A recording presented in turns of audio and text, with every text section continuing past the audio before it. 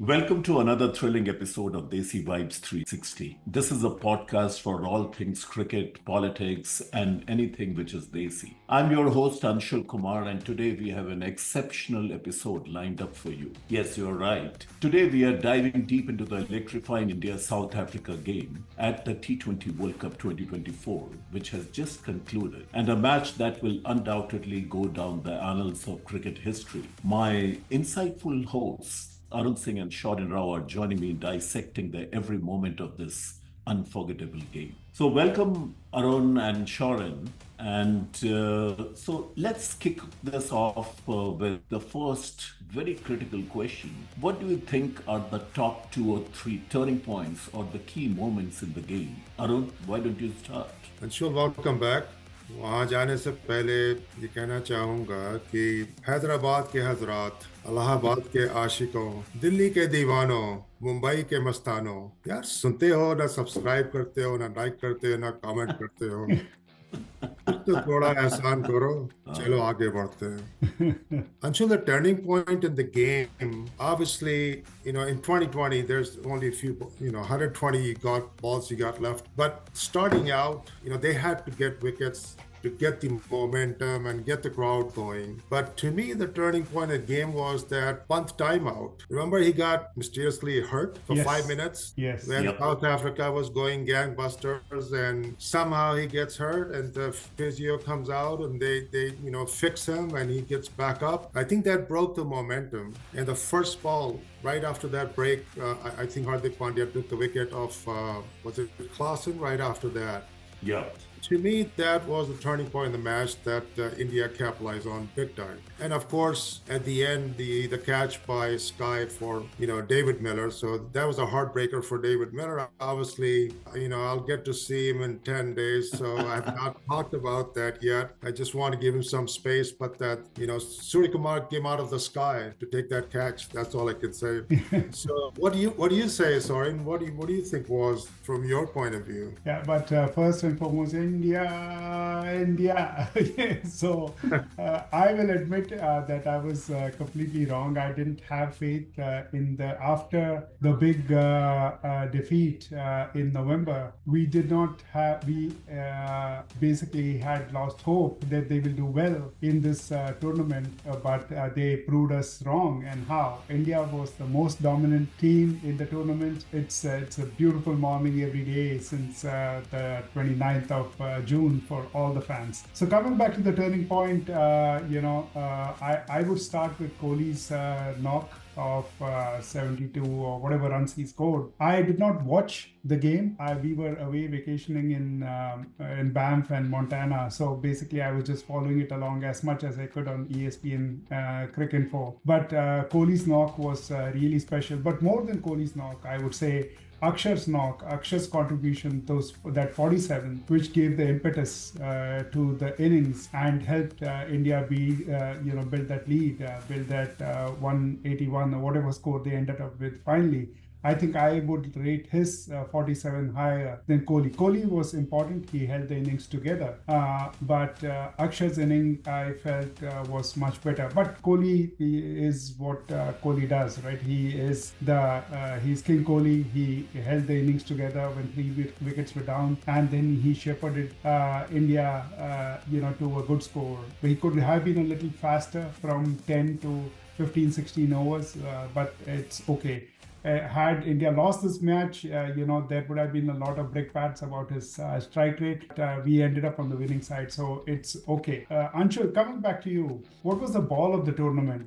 Do you think it was, Jasprit's bowling Hendrick, or clean bowling Jansen, or that sky catch of David Miller? What do you think was the ball of the tournament? Well, I'll come to the ball of the tournament in a bit, but coming back to the key moments, I wanted to add something out here. This is between three of us, we have been looking into these T20 games for so many years. At least personally speaking, this is the first time I've seen a tournament, and that too at a stage of the World Cup, where bowlers have dominated this entire series, all the games. And Indian bowlers were incredible, whether it was Hardik Pandya or Bumrah and the entire trio. So that is one thing. But the turning point, I do agree with Arun. 2 wickets what Hardik Pandya took. One was the catch by Surya Kumar Yadav. Anyways, everyone is talking about that catch. And I've also heard that during the practice sessions in the last about couple of months, not only Surya Kumar Yadav, but most of the fielders who were standing on the boundary, they were practicing the similar kind of catches about 50 to 100 times every day. That's what they have been doing. It was not a fluke. They were practicing for it. And yeah, that's amazing. And then the Hardik Pandya wicket of Klaasen, that was, he bowled with his, it was a slow ball outside the off stump, and he wanted to hit like he was hitting earlier. The reason why I'm saying that wicket of Klaasen was a turning point because it broke the momentum of the batsmen. They were hitting left, right, and center at that point of time. So that's what I think. But ball of the tournament, absolutely. It was Bumrah taking the wicket of Hendricks. That ball was like amazing. So that's my answer. Arun, let's talk about South Africa now. Like Henrik Klaasen, we have seen him in IPL. He's amazing. And he plays a spin like any other Indian. So what do you think? He had the fastest 50 in the T20 World Cup. And I just wanted to pick your brains on it or your insights. What do you think about him? What was his innings? How did it go? Yeah, so Klaasen was, and if you play golf, it felt like, he was standing on the driving range and just hitting the 7-iron, one after the other. That's how it felt like, especially that over by Aksar. I mean, what they hit like 22, 24 runs, and he was unstoppable. And that ball that came from Hardik, after the break, like you said, that was outside the off and pace off, and he went for it. Anywhere, if he makes the contact from anywhere from cover to third man, it was gone. The match was over. It would have been game, set, match, but luckily it nicked behind. But what an amazing inning by Klaasen. It just looked fabulous. छत पे इतनी ball मार रहे थे कि मुझे तो लगता है कि वहाँ कबूतरों को बैठने भी नहीं मिल रहा था. एक के बाद एक छत पे क्लॉसन की बॉलें गिर रही थी. But fantastic knock. You have to feel for him, right? He almost India snatched victory from the jaws of defeat. That's all we can say. I mean, fantastic inning. Yeah, you are right. किसी का भी game था ये shot. Yeah. किसी का भी. It was anybody's game because 30 balls and 30 runs required. Personally speaking, I gave up. I said this championship is also gone from India. Hey, Sourin, just a quick question for you. The South African Cricket Council in Johannesburg, at their headquarters, do you know why they don't have any cabinets in the entire building? No, I don't. They don't want to invest in the money with the cabinets because they don't have any trophies to put on them. Jokers. I have to get back to the joke. But yeah, Arun, make sure David Miller doesn't see this podcast because this joke, what you're giving. I know, one of the jokes I thought would have been too mean because, we connected the day after the tournament. I dropped him a note, tough luck, and he came back, thanks, and he was trying to get out of Barbados, and I was trying to, recommend a place in Dallas. So I didn't have the heart, but I almost said that, for this year's Christmas, maybe South African team should pitch in and give a size 10 to Surya Kumar Yadav for the shoes. He only wears size 9. Right. He would have had the championship. But I thought it was too mean of a joke. But that's mean. He would have been devastated. He's already devastated.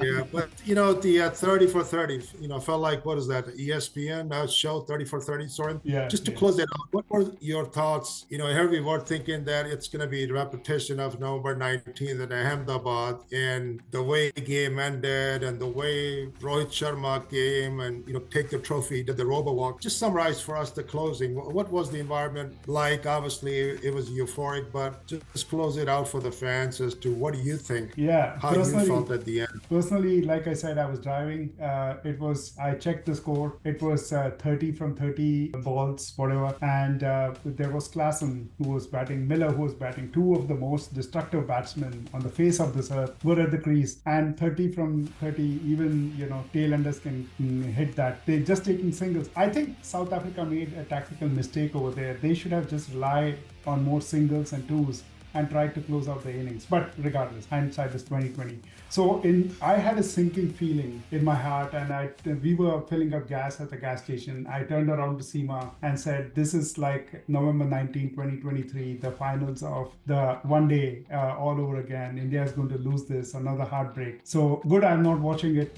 Let's move. Let's go on from here. Let's have a good day outside." And then as we drove further, the score was on ESPN Cricket for the last 2 overs, right? It was like 19 or 20 runs required. And I called Rahul and he FaceTimed me. They were watching the match at Sham's house and it was chaos and pandemonium. People were going crazy. And I was lucky that I could watch the last over with them, Hardik bowling and finishing out the game. It was such a surreal experience. And after 13 years, India getting their hands on that silverware, though they have been the deserving team. From my heart, I believe India has been the deserving team in the one-day championship and again in the T20 championship. And for Rahul Dravid, such a great guy, such a great coach. They have put in all processes in place, got a good group of guys, 3 megastars, now retiring. But the Indian cricket is in good hands, so it augurs well for the future. So it's a good place for Rahul Dravid to end his career as a coach, and for these 3 guys to retire, Kohli, Virat, and Jadeja, and for the new generation to take it forward. So it was the icing on the cake. It was a No, Sourin, you're so spot on. But when you talk about the sinking feeling you had, if you recall, both of you, at the start of the World Cup, we did a podcast that India is not going to make it to the Final Four also. Yes. We had all the criticism of the team, and the same thing, they were nervous too. Yeah. And that's what I heard in the last 48 hours from all the interviews or the videos I've been looking at it. They were not very confident, but hats off to Rohit Sharma. I bow to him. Yeah. The way he has brought the team and the culture and he has worked together with, it's amazing. And then Jay Shah is the Nostradamus of cricket now.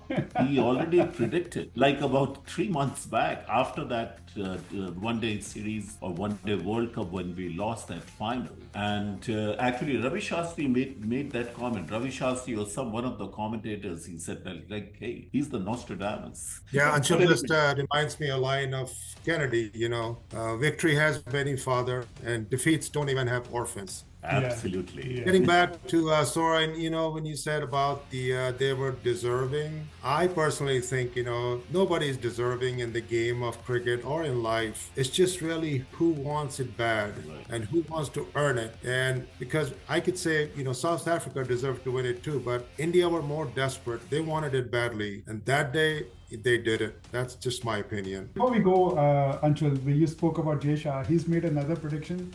He said that India is going to win the Champions Trophy in Pakistan, and India is going to win also the World Test Championship. So no pressure, guys. I just wanted to let you know. I didn't know. I think they wrote a document that India will only come to Pakistan if Pakistan lets India win the Champions Trophy. Before to sign that document. I know we need to do another podcast for that, but I just read it a few hours back that India will be going to Pakistan to play Champions Trophy, but they are not going to stay there. They're going to fly, play the game, and come back. Oh, wow. I don't know. I think all the matches will be in Lahore, right across the border, and play in. Yeah, exactly. Yeah. Okay. Thank you, guys. Thank you so much. We are wrapping up this podcast, and we have lots of stuff coming up. Arun and Sourin, they are very eager to talk about the US election first debate, which was disaster, debacle, disaster, everything. So that will be a lot of fun. But coming back to cricket, I think we should be doing very soon another podcast talking about Rohit Sharma, Virat Kohli, and Jadeja's retirement. Of course. And many more episodes over there. Thank you so much, guys. Thank you. Good night. Good evening.